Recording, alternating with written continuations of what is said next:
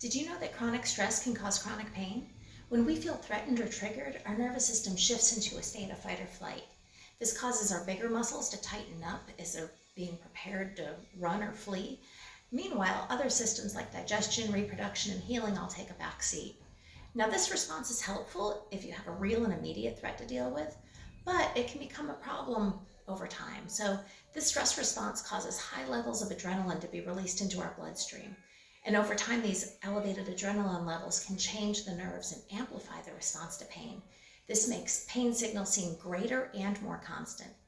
So consider this. During fight or flight, those big muscles like the hamstrings, the quadriceps, the trapezius, they all become primed with blood and prepare to get you back to safety from whatever triggered that stress response.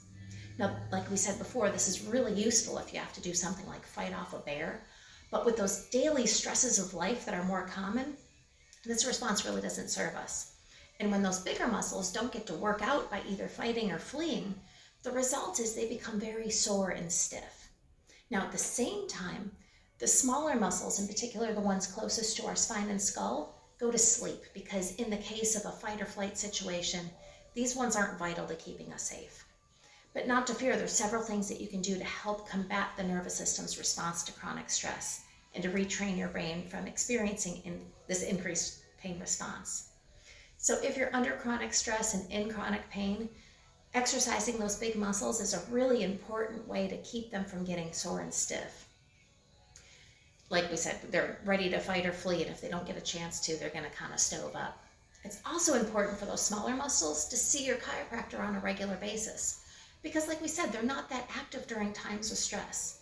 And these muscles play a very, very critical role because they let your brain know what your spine is doing. And this represents what the core of your body is doing.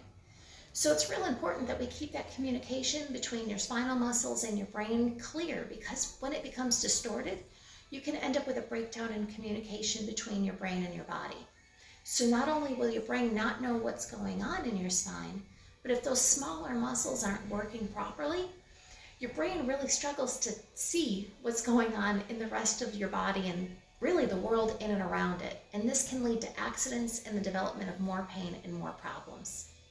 So chiropractic is known to help reduce pain, and it's likely because that adjustment helps the brain to know more accurately what's going on with the body. So in other words, regular chiropractic adjustments help clear up that communication between the brain and body. And this might help your brain to switch off those feelings of pain when they're no longer needed. If you're interested in knowing more, be sure to follow us on social media.